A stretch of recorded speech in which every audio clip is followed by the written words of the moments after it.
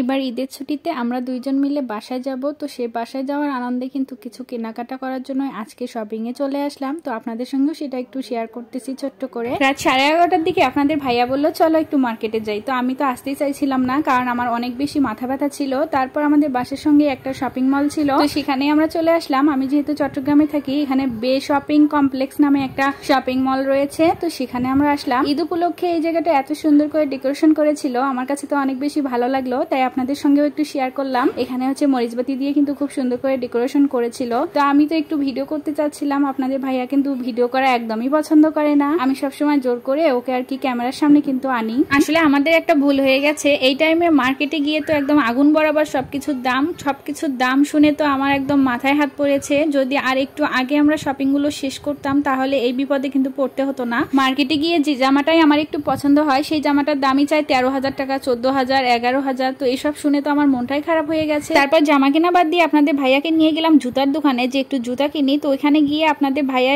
আবার হচ্ছে শু দেখতেছিল, তো ওর পায়ে আবার কোনো শুই হচ্ছিল না। আসলে আপনাদের ভাইয়ার পায়ের সাইজটা অনেক বেশি বড়, যে কোনো দোকানে গেলে আর কি পায়ের সাইজ দিয়ে অর্ডার করে জুতা বানাতে হয়, তার জন্য কিন্তু এখানেও আমাদের জুতাও কেনা হলো না। এরপর আপনাদের ভাইয়ার জন্য আমরা শার্ট প্যান্ট কিনতে গেলাম একটা দোকানে। তো ওখানে গিয়ে আবার অনেকগুলো শার্ট প্যান্টই পছন্দ হচ্ছিল। তো এখান থেকে কিন্তু আপনাদের ভাইয়ার জন্য আমরা শপিং করে নিয়েছি। আসলে আমাদের হাতে কিন্তু একদমই সময় ছিল না, সেজন্যই কিন্তু তাড়াহুড়া করে আর কি মার্কেটে যেতে হয়েছে। তো এই দোকান থেকে আমরা হচ্ছে শপিং করেছি। এটা হচ্ছে চট্টগ্রাম ইপিজেটের 1 নাম্বার নৌবাহিনী শপিং কমপ্লেক্স। এখান থেকে আর কি কেনাকাটাগুলো করলাম। তো এগুলো কেনাকাটা করতে করতে প্রায় রাত 12:30 বেজে গেছে। তো এর মধ্যে দেখলাম বাইরে এত সুন্দর করে সবকিছু ডেকোরেশন করেছে, আমার কাছে তো অনেক বেশি ভালো লাগলো। এটা হচ্ছে পরের দিনের ব্লগ। এখানে হচ্ছে আমি চিকেন বিরিয়ানি করে নিচ্ছিলাম, কারণ আজকেই হচ্ছে আমাদের গাড়ি আছে। আসলে রোজা রেখে বাইরের খাবার আমি একদমই খেতে পারি না, তাই বুদ্ধি করে কিন্তু বাসায় চিকেন বিরিয়ানি করে নিলাম। ইফতারের টাইম হলে আর কি এটাই হচ্ছে বাইরে কোনো একটা হোটেলে বসে কিন্তু খেয়ে নেবো। এই যখন বাড়িতে যাওয়ার জন্য কিন্তু আমি ব্যাগপত্র সবকিছু গুছিয়ে নিয়েছি। একটা ট্রলি ব্যাগের মধ্যে আর কি আমাদের কাপড় চোপড় গুলো গুছিয়ে নিয়েছি। এই ব্যাগের মধ্যে কিন্তু আমাদের সব কাপড় চোপড় একদম নেওয়া হয়ে গেছে। 5 তলা থেকে কিন্তু নিচে নামতে আপনাদের ভাইয়ার অনেক বেশি কষ্ট হচ্ছিল, কারণ এই তো ট্রলি ব্যাগটা আমি ওর হাতে দিয়েছি, কারণ এত বড় ব্যাগ তো আমি নিচে নামাতে পারবো না। আপনাদের ভাইয়া চাকরি জীবনে 6 বছরে শুধুমাত্র কিন্তু 2টা ঈদই বাড়িতে করতে পেরেছে, আর এত বছর পর কিন্তু হচ্ছে এইবার ঈদ আমরা বাড়িতে করব।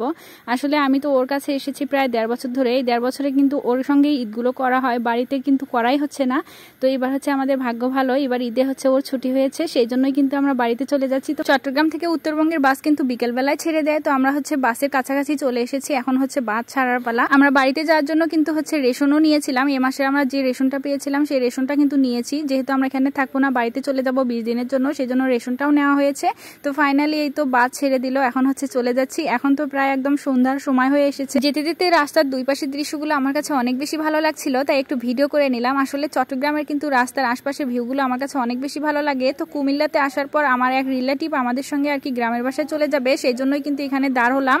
আর এখানে হচ্ছে খাবার বিরতি দিয়েছিল, তো এখানে খাবার দাবার শেষ করে কিন্তু তাদের সঙ্গে আমরা একসঙ্গে চলে গিয়েছি। তো আজকে এই পর্যন্তই, সবাই ভালো থাকবেন। নেক্সট ব্লগে আবার আপনাদের সঙ্গে দেখা হবে। আল্লাহ হাফেজ।